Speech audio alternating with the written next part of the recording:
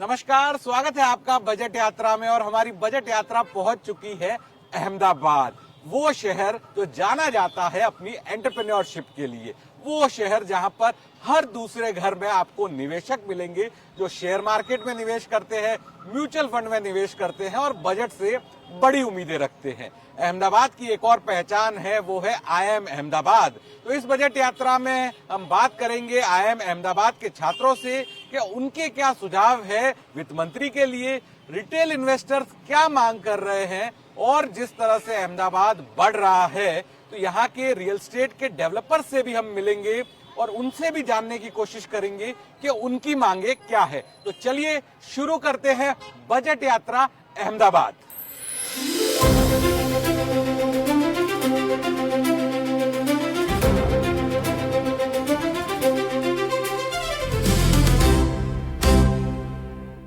नमस्कार, अहमदाबाद बजट यात्रा में हम आ गए हैं अब क्रेडाई अहमदाबाद के ऑफिस में और मेरे साथ कई सारे अहमदाबाद के रियल एस्टेट के डेवलपर्स हैं, क्रेडाई अहमदाबाद के मेंबर्स हैं। क्योंकि अहमदाबाद के रियल एस्टेट की बात की जाए तो पिछले कुछ सालों में कई गुना बढ़ोतरी हुई है अहमदाबाद के रियल एस्टेट सेक्टर में। रेंटल यील्ड की भी बात की जाए तो बाकी शहरों के मुकाबले अहमदाबाद में रेंटल यील्ड जो है वो सबसे ज्यादा है। तो आगे किस तरह की एक्सपेक्टेशंस हैं बजट में और अभी क्या चुनौतियां हैं अहमदाबाद के रियल एस्टेट सेक्टर के सामने, यही जानने की कोशिश करेंगे। सर, बजट में आपकी दो उम्मीद की बात की जाए, दो विशलिस्ट की बात की जाए तो वित्त मंत्री के सामने आपकी क्या विशलिस्ट होगी? सबसे पहले तो अफोर्डेबल हाउसिंग की जो डेफिनेशन है, जो 2017 से चेंज नहीं हुई है, जिसमें मेट्रो एरिया में 60 स्क्वायर मीटर और नॉन मेट्रो एरिया में 90 स्क्वायर मीटर और ₹45 लाख का प्राइस कैप है। तो 2017 के बाद ये अफोर्डेबल हाउसिंग की पॉलिसी में कोई चेंज ही नहीं आया। तो सबसे पहले हमारा रिकमेंडेशन वो होगा कि अफोर्डेबल हाउसिंग की परिभाषा को चेंज करना चाहिए, जिसमें मेट्रो सिटी में 90 स्क्वायर मीटर कारपेट एरिया और नॉन मेट्रो सिटी में 120 स्क्वायर मीटर कारपेट एरिया को उनको करना चाहिए और उसमें जो प्राइस कैप है वो प्राइस कैप को बिल्कुल ही निकाल देना चाहिए। प्राइस कैप को निकाल देना चाहिए और अफोर्डेबल हाउसिंग की जो परिभाषा है वो वक्त आ गया उसे पूरी तरह से बदलने का। सर, आप कितने साल से रियल एस्टेट सेक्टर में है और आपको लगता है कि इस बार का जो बजट है उसमें कुछ उम्मीदें ज्यादा है अहमदाबाद के रियल एस्टेट सेक्टर को, देश के रियल एस्टेट सेक्टर को? क्योंकि आप जो है पूरे केवल अहमदाबाद के नहीं, पूरे देश के रियल एस्टेट सेक्टर को, सरकार को रिप्रेजेंट करते हैं। यस सर, हम पिछले 25 साल से रियल एस्टेट इंडस्ट्री से जुड़े हुए हैं और देश के लिए और देश की प्रजा के लिए बेसिकली अफोर्डेबल सेक्टर को बूस्ट करना बहुत जरूरी है। रॉ मटेरियल की कॉस्ट बढ़ रही है, हम सरकार एक तरफ से FSI बढ़ा रहे हैं, वी अप्रिशिएट, लेकिन जो GST का फायदा अफोर्डेबल सेक्टर में मिलना चाहिए, जो 55 लाख की जो कैप है उसको बढ़ानी चाहिए और स्क्वायर मीटर जो है मेट्रो और नॉन मेट्रो का जो अपने प्रेसिडेंट ने बताया वो भी बढ़ा के वो रियल एस्टेट अफोर्डेबल हाउसिंग की जो लिमिट है उसको चेंज करने का वक्त आ गया है। Yes sir. और दूसरा हम ऐसा भी सोच रहे हैं कि लास्ट ईयर सरकार ने एक कैपिटल गेन टैक्स को रिफॉर्म किया है, उसमें भी कुछ रिडक्शन करे। जैसे कि अभी 12.5% है तो उसमें रियल एस्टेट के लिए उसमें 10% तक। नहीं सर, वो तो रैशनलाइज किया गया, सभी सेगमेंट पे 12.5% कर दिया है, चाहे आपका शेयर की इक्विटी हो, रियल एस्टेट प्रॉपर्टी हो, गोल्ड सिल्वर हो, सब पे 12.5% किया है। और उम्मीद की जा रही है कि उसमें इंडेक्सेशन के साथ भी और इंडेक्सेशन के बाद भी दोनों तरह का फायदा दिया गया। सर, आपके मुताबिक अभी क्या चैलेंजेस है रियल एस्टेट सेक्टर में? और अहमदाबाद की रियल एस्टेट सेक्टर की बात आती है तो हमने देखा है कि काफी शानदार ग्रोथ हुई है, रेंटल यील्ड भी काफी ज्यादा है। तो अब और क्या एक तरह से रिलीफ चाहिएगा पॉलिसी फ्रंट पे? लुक, पॉलिसी फ्रंट में every year we need lot of changes in policy because it's need of an hour. सो 2017 से अगर अभी तक हमारा कुछ ना कुछ चालू है, अगर जैसे आलाप जी ने भी बताया कि अफोर्डेबल हाउसिंग का मुद्दा सबसे बड़ा है, 45 लाख का जो लिमिट है वो 2017 से सर 2026 आ गया है। If there is a 1% GST up to 45 lakh का unit, so our demand as CREDAI national level पे भी है कि वो उसको 90 लाख तो मिनिमम करना चाहिए। Anything which is related with inflation also. तो अगर वो 90 लाख तक अगर इन्फ्लेशन के साथ देखा जाए तो 45 लाख का अभी कितना होना चाहिए, करीब 70 लाख हमारे तक। हिसाब से मिनिमम 75 लाख के ऊपर 70 होना चाहिए। लाख होना तो आप चाहिए। 7 से 8% भी इन्फ्लेशन गिनते हो और ईयर ऑन ईयर उसको कैलकुलेट करेंगे तो it will be go above 75। Sir, आपकी एक क्या विश होगी सर? सर अबाउट 300 इंडस्ट्रीज हमारी रियल एस्टेट से जुड़ी हुई है। एम्प्लॉयमेंट को देखा जाए तो इसको बूस्ट नहीं करेंगे रियल एस्टेट को, तो एम्प्लॉयमेंट का भी कहीं ना कहीं बूस्ट मिल सकता था, वो मिलना जरूरी है। आगे जाकर के देखा जाए तो हमारे जो डिमांड्स है उसके ऊपर ध्यान दिया जाए तो बहुत अच्छा एम्प्लॉयमेंट के अंदर फायदा हो सकता है। एम्प्लॉयमेंट में भी फायदा होगा। सर, आखिर में आपसे भी जानना चाहूंगा, आपका एक क्या सजेशन होगा जिससे रियल एस्टेट सेक्टर को फायदा होगा और आप चाहते हैं कि बजट में वो शामिल किया जाए? I think एक चीज जो government one thing that government should start doing which they had done earlier, that was interest linked subsidy scheme. It was benefited directly to the customers account. CLSS. हाँ, CLSS. It was directly benefited the customers. जो customer who is coming to buy for the first time. अभी भी है sir वो link below poverty line लोगों के लिए? But there's it's not good. The limit is so low that it's not good for the affordable housing. Affordable so, housing, yes. for affordable housing, at least there was a cap of 60 meters built carpet area. And if you buy a smaller house than 60 meter, if you buying for the first time, they will get a subsidy of 2,66,000 on the interest on. बिल्कुल, बहुत से लोगों ने उसका फायदा उठाया था। And this was directly given to the customer, so it will boost the real estate industry. बिल्कुल। तो हमने देखा कि इंटरेस्ट लिंक सब्सिडी जो कि सरकार के द्वारा पहले दी गई थी उसको वापस शुरू किया जाए और अफोर्डेबल हाउसिंग की जो परिभाषा है उसको बदला जाए, यही मांग है, यही विश लिस्ट है अहमदाबाद के जो रियल एस्टेट प्लेयर्स है उनकी। तो ईटी नाउ स्वदेश की बजट यात्रा में फिलहाल इतना ही, लेकिन बने रहिए आप ईटी नाउ स्वदेश के साथ।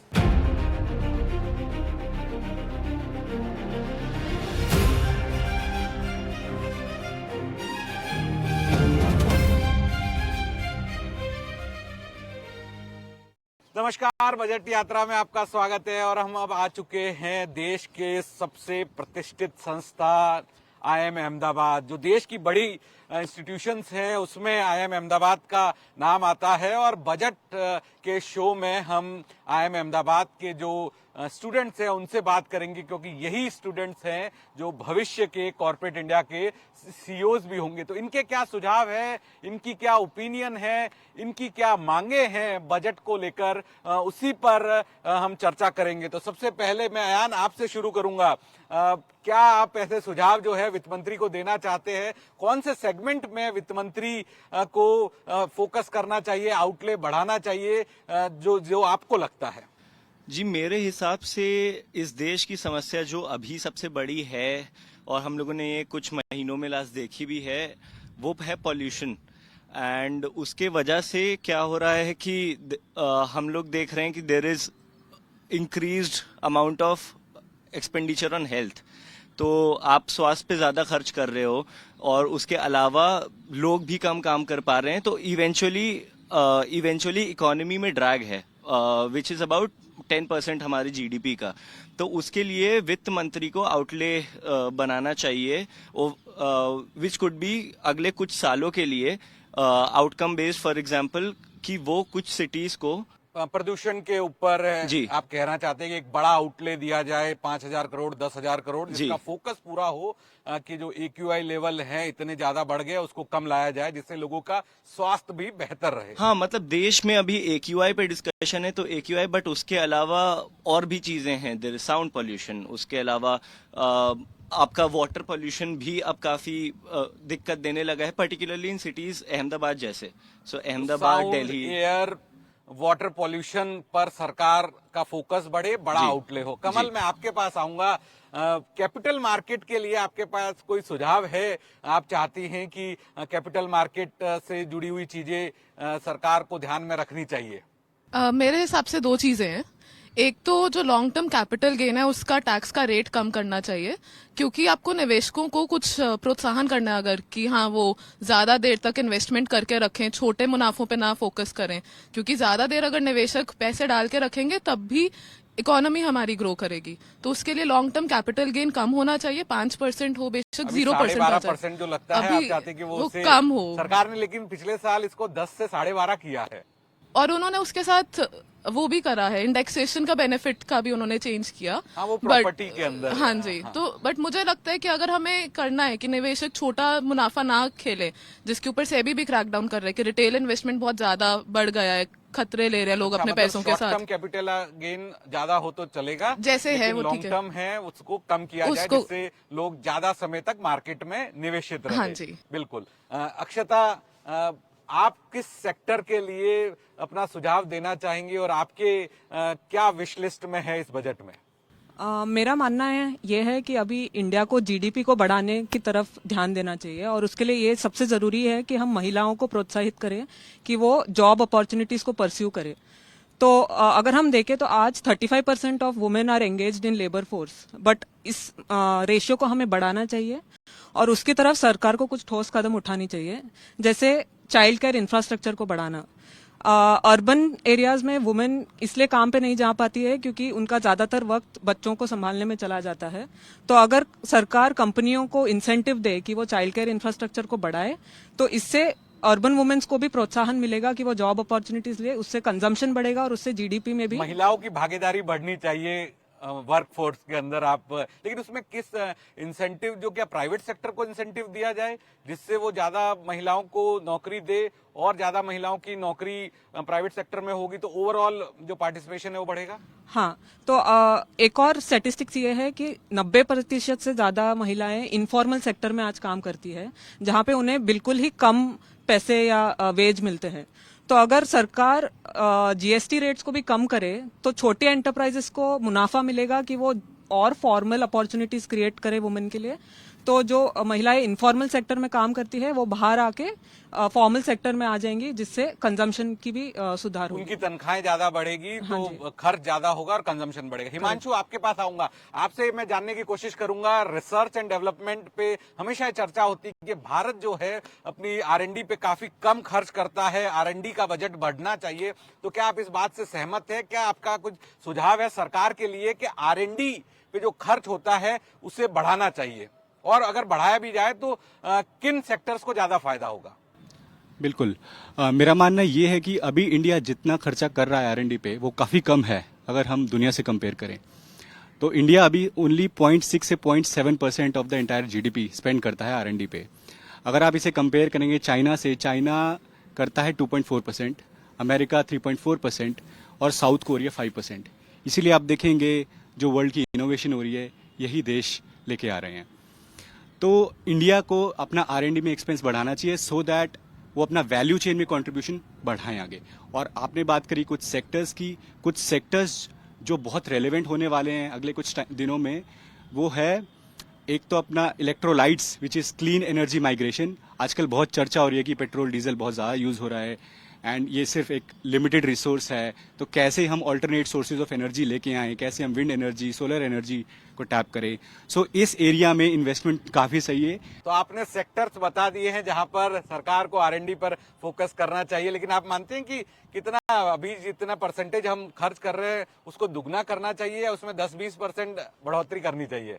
दुगना करना चाहिए आइडली, बट वेदर कर पाएंगे नहीं कर पाएंगे मुश्किल है कहना। बट ग्रेजुअली बढ़ोतरी करनी। ग्रेजुअली मेरे हिसाब से अगले 2-3 सालों में इंडिया को टारगेट लेना चाहिए कि एटलीस्ट 1%। और इसमें एक बहुत इंपॉर्टेंट फैक्टर है, जो भी खर्चा हो रहा है वो सारा खर्चा सरकार कर रही है। 35% खर्चा ओनली प्राइवेट प्लेयर्स करते हैं।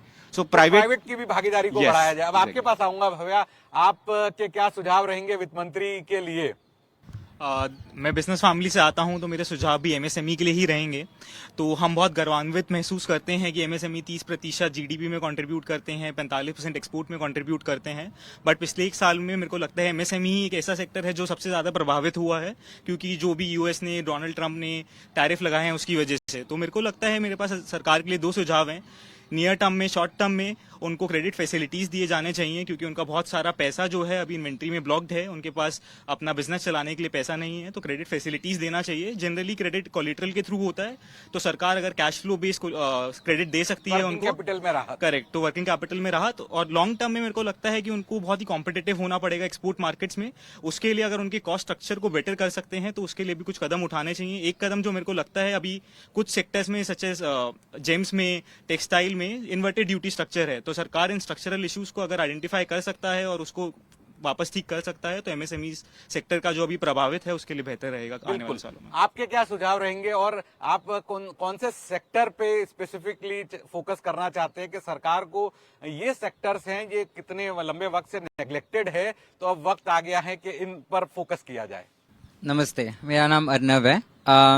जैसा कि मेरे सहभागी भव्य ने बोला, मुझे लगता है एक भारतीय अर्थव्यवस्था एक चक्रव्यूह है और इसका सबसे बड़ा भाग्य हमारा एमएसएमई मध्यम वर्गीय उद्योग जो है वो सबसे बड़ा इसका भाग्य है। गवर्नमेंट खुद इन एमएसएमईज के लिए एक बहुत बड़ा कस्टमर है, लेकिन क्या गवर्नमेंट इन्हें पैसा देता है? रूल्स के हिसाब से बोला जाता है कि गवर्नमेंट को इन्हें 45 दिन में पैसा दे देना चाहिए, बट चूंकि वो पैसा इन्हें नहीं मिलता है उसके कारण काफी हमारे जो एमएसएमईज हैं वो टेक्नोलॉजिकल अपग्रेडेशन, स्किल डेवलपमेंट इस पे फोकस नहीं कर पाते, जहां हमें इनोवेशन की जरूरत है ताकि हम हमारी ग्लोबल कॉम्पिटिटिवनेस, हमारा निर्यात, हमारा एक्सपोर्ट बढ़ा सकें। अब आपके पास आऊंगा, आखिर के दो सुझाव आपसे लेना चाहूंगा। आप क्या वित्त मंत्री के लिए संदेश है, आपके सुझाव है? सो मेरा सुझाव ये रहेगा कि हमने न्यू रेजीम में शिफ्ट कर लिया है पुराने रेजीम से, और बहुत सारे लोग खाली न्यू रेजीम में जा रहे हैं, पर पुराने रेजीम के कुछ कुछ ऐसी अच्छी चीजें थी जो हम भूल चुके हैं, जैसे कि वो इन्वेस्टमेंट को प्रोत्साहन करता था। बिल्कुल। अब हम यहाँ पे लेके आ गए हैं, यहाँ पे हमारे पास एटीसी नहीं है जो इन्वेस्टमेंट को बढ़ोतरी दे, ऊपर से हमने लॉन्ग टर्म कैपिटल गेन्स भी बढ़ा दिया है। हमने लोगों को इन्वेस्टमेंट करने से दूर करने की कोशिश रखी है। सरकार का फोकस है कंजम्पशन पे, कंजम्पशन ड्रिवन इकोनॉमी पर सरकार तेजी से आगे बढ़ना चाहती है इन्वेस्टमेंट से ज्यादा।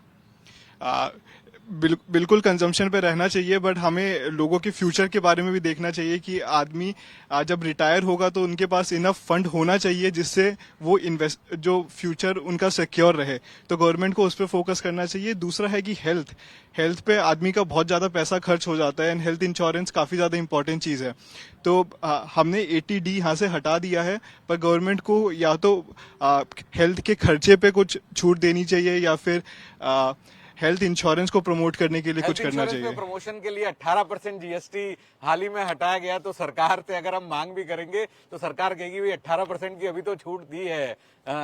लेकिन आपके पॉइंट वैलिड है कि इन्वेस्टमेंट को बढ़ाने के लिए भारत जैसे देश में प्रोत्साहन की जरूरत है। 80C, 80D, 80 CCDIB जो कि एनपीएस के लिए होता था, और न्यू टैक्स रिजीम में किसी भी तरह की टैक्स सेविंग के विकल्प नहीं है। तो आपकी बात से मोटा मोटा मैं भी सहमत हूँ। आखिर में आपके पास आऊंगा, क्लोजिंग रिमार्क आपके क्या होंगे, क्लोजिंग सुझाव आपका क्या होगा? मेरा नाम अपूर्व है। तो जो कमल ने बोला है, थोड़ा रिटेल इन्वेस्टर के बारे में मैं भी बोलता हूँ। तो पहले बहुत हम लोग फिक्स डिपॉजिट करते थे, जो ट्रेंड थोड़ा सा शिफ्ट हो रहा है, और डेट म्यूचुअल फंड्स आजकल बहुत फेमस है। 17 से 18 लाख करोड़ AUM है अभी उसका। Retail investment trust, real estate investment trust भी बहुत फेमस है, रीट्स। 2 लाख करोड़ उसका AUM है। उसमें अभी टैक्स बहुत ज्यादा है, स्लैब रेट्स पे ऑलमोस्ट चार्ज होता है, और रेजीम बहुत कॉम्प्लिकेटेड है।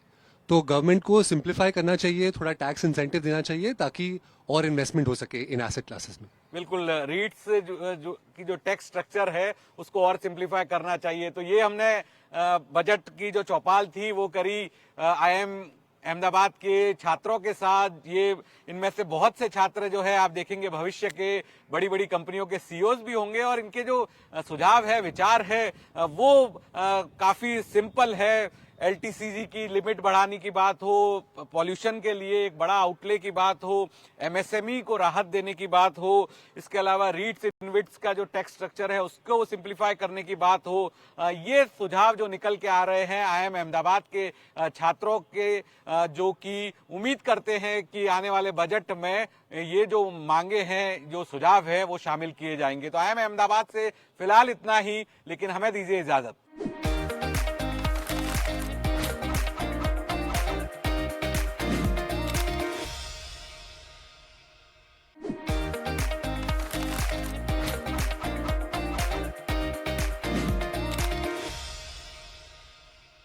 बजट चौपाल अहमदाबाद में है, और अहमदाबाद की अगर बात हो तो इन्वेस्टमेंट की बात होगी, कैपिटल मार्केट की बात होगी, क्योंकि अहमदाबाद के अंदर हर दूसरे घर में लोग निवेश करते हैं, म्यूचुअल फंड में निवेश करते हैं, शेयर मार्केट के अंदर निवेश करते हैं और नॉन मेट्रो शहरों में जो अहमदाबाद के अंदर ग्रोथ हुई है कैपिटल मार्केट की, उसका कोई जवाब नहीं है। तो मेरे साथ कई सारे लोग हैं जो कैपिटल मार्केट के अंदर जुड़े हुए पिछले कई सालों से, उनसे समझने की कोशिश करेंगे कि इस बार के बजट में वो क्या चाहते हैं। सर, दो चीजें आप बताइए जो आपको लगता है कि बजट में आनी चाहिए और आप उम्मीद करके बैठे।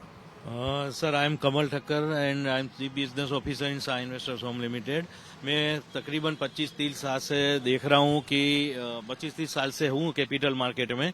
मेरा मानना ये है कि ये सबसे ज्यादा चैलेंजिंग बजट है इस बार का, क्योंकि फाइनेंस मिनिस्टर को घरेलू टैक्सेशंस वगैरह तो देखना ही है, लेकिन इंडिया के जीडीपी ग्रोथ को देखते हुए उनको टैरिफ वगैरह का जो इम्पैक्ट है वो कम से कम आए इंडिया के ग्रोथ इंजिन को, वो भी देखना है। तो हाउ टू मतलब वो कैसे अपने मिडिल क्लास लोगों को सिक्योर कर सकते हैं और कैसे वो ग्लोबल इकोनॉमी के साथ इंडिया के बजट को सेट कर सकते हैं। इट इज द वेरी मतलब टैरिफ के इम्पैक्ट को देखना है, उसके बाद इम्पैक्ट ला पाए, वो इतना उनका ये रहना चाहिए कि इंडिया का एक सिटीजन और एक इन्वेस्टर टैरिफ के उसके झटके को करता है, उसका मार्केट पे भी असर हो। सर, आपकी क्या सुझाव होगी वित्त मंत्री के लिए और क्या चीजें आप उम्मीद कर रहे हैं कि इस बजट में आएगी? आप अगर कोई सुझाव देना चाहे वित्त मंत्री के लिए। मेरा नाम वैशल मोदी है, मैं शाही इन्वेस्टर होम से बोल रहा हूँ, बात कर रहा हूँ और मैं यहाँ मल्टीपल डेस्क देखता हूँ। मेरा एक रिक्वेस्ट है मैडम से कि अगर टैक्स स्लैब सिंप्लीफाई हो जाए, जीएसटी लगता है, एक्सचेंज ट्रांजैक्शन चार्जेस लगते हैं और अदर टैक्स में एसटीटी लगता है, वो सब क्लब होके एक टैक्स हो जाए तो सबसे अच्छा रहेगा, क्लाइंट को समझने में आसानी आए। और दूसरा एक सजेशन था कि लॉन्ग टर्म टैक्स की जो एलटीसीजी टैक्स है, long term capital gain tax, उसकी एग्जम्पशन लिमिट बढ़ती है तो अच्छा रहेगा। एलटीसीजी की एग्जम्पशन लिमिट जैसा आपके द्वारा भी कहा गया, उसको बढ़ाना चाहिए। 1.25 है तो 2 लाख 2.5 लाख तक ले जाए तो लॉन्ग टर्म में इन्वेस्टमेंट पब्लिक ज्यादा करेगी और शॉर्ट टर्म के लॉस जो हो रहे हैं उससे बाहर आ सकती है। बिल्कुल। सर, आप क्या करते हैं और आपकी क्या उम्मीदें हैं बजट से? मैं निकुंज देसाई, मैं इन्वेस्टर हूँ। अच्छा, इन्वेस्टर हैं आप? हाँ। कितने सालों से इन्वेस्टर हैं? मैं कम से कम 45 साल 45 ईयर्स से I am investing with stock market. और फिनेंस मिनिस्टर से मेरी तो सिर्फ एक ही रिक्वेस्ट है कि being a investor long term short term capital gain घटाया जाए, एसटीटी घटाया जाए तो ज्यादा इन्वेस्टमेंट इंडिविजुअल इन्वेस्टमेंट कर सकते हैं। बिल्कुल, long term short term capital gain घटाना चाहिए। अब मेरे साथ बहुत सारे स्टूडेंट्स भी हैं, मैं उनसे पूछने की कोशिश करूंगा। मैडम, आप कौन सी क्लास में हैं और आप कितने वक्त से इन्वेस्टिंग की जर्नी में हैं? Hello sir, my name is Vanshika. मैं 4th year BCom honours student हूँ निर्मा यूनिवर्सिटी से। सर, मैं पिछले 1 साल से इन्वेस्ट कर रही हूँ। 1 साल से। और क्या चाहती है बजट में? अगर एक विश, छोटी सी विश आप चाहती है सरकार से, तो क्या होगी वो? सर, एक विश जो मैं चाहती हूँ बीइंग अ स्टूडेंट इज कि अब डिजिटलाइजेशन हमारे पीएम इतना कर रहे हैं, तो डिजिटल क्लास डिजिटलाइजेशन में टैक्स कम हो स्टूडेंट के लोन में और digital lab digital classrooms available हो सब। डिजिटल क्लासरूम्स अवेलेबल हो। उसके अलावा आप कुछ कहना चाहेंगे? एक विश लिस्ट। सर, जो एसटीटी है जो लास्ट टाइम बढ़ाया था, तो मैं वही चाहूंगा कि इस बार वो थोड़ा कम कर दे। एसटीटी कम हो जाए तो ट्रेडिंग करते हो मतलब? हाँ तो? सर। क्या एज है आपकी? 20। अरे, 20 साल की उम्र में आप ट्रेडिंग करते हो, आप क्या कहना चाहेंगे? एक मैं चाहता हूँ कि पीएसयू सेक्टर में फोकस ज्यादा हो, क्योंकि पीएसयू सेक्टर का अभी ग्रोइंग फ्यूचर वही है। अभी पीएसयू सेक्टर पे सरकार का फोकस हो। मैडम, आपकी क्या रहेगी विश? अगर बजट एजुकेशनल सेक्टर पे ज्यादा अलोकेट हो पाए। एजुकेशन सेक्टर पे ज्यादा एलोकेट हो। आप? मैं ये चाहता हूँ कि जैसे इंफ्रा पे स्पेंडिंग ज्यादा कर रहे हैं तो वो उसको मतलब सीएजीआर स्पेंडिंग ज्यादा होनी चाहिए, मतलब इंफ्रा पे स्पेंडिंग ज्यादा होनी चाहिए। मैडम, आप भी, आपकी क्या विश लिस्ट होगी? एक चीज। मतलब मेरा भी मोस्टली वही था कि क्या बोलते हैं, जो भी टैक्स लाइबिलिटीज एजुकेशन के उसमें लग रही है, स्कॉलरशिप वगैरह देता है उसको उतनी वैसे मिले और डिजिटलाइजेशन थोड़ा ज्यादा हो। डिजिटलाइजेशन ज्यादा हो तो ये जो बच्चे हैं 20 साल 21 साल के बच्चे हैं जिन्होंने अपनी जर्नी शुरू की है इन्वेस्टिंग की, लेकिन उनके भी अपने विचार है। तो अहमदाबाद की ये चौपाल में हमारे साथ निवेशक थे, कैपिटल मार्केट से जुड़े हुए एनालिस्ट थे और बच्चे थे जो बता रहे हैं कि बजट में उनकी क्या उम्मीद है। एक उम्मीद जो रिटेल पार्टिसिपेंट्स हैं और कैपिटल मार्केट से जुड़े लोग हैं उनकी ये है कि एलटीसीजी पे राहत दी जाए, ओवरऑल लिमिट बढ़ाई जाए और साथ साथ में एलटीसीजी और शॉर्ट टर्म कैपिटल गेन जो लगता है उसे भी कम किया जाए। तो अहमदाबाद की चौपाल से फिलहाल इतना ही। अहमदाबाद से हमने जानने की कोशिश करी कि शेयर बाजार के जो निवेशक है वो क्या चाहते हैं, आईएम अहमदाबाद के छात्रों के क्या सुझाव है और रियल एस्टेट डेवलपर्स जो है उनकी क्या मांग है। तो अब पूरी उम्मीदें हैं कि बजट के अंदर क्या ऐलान होते हैं, जो उम्मीद की गई है, जो मांग की गई है। लेकिन बाकी खबरों के लिए, बजट से जुड़ी हुई तमाम अपडेट्स के लिए आप बने रहिए ईटी नाउ स्वदेश के साथ।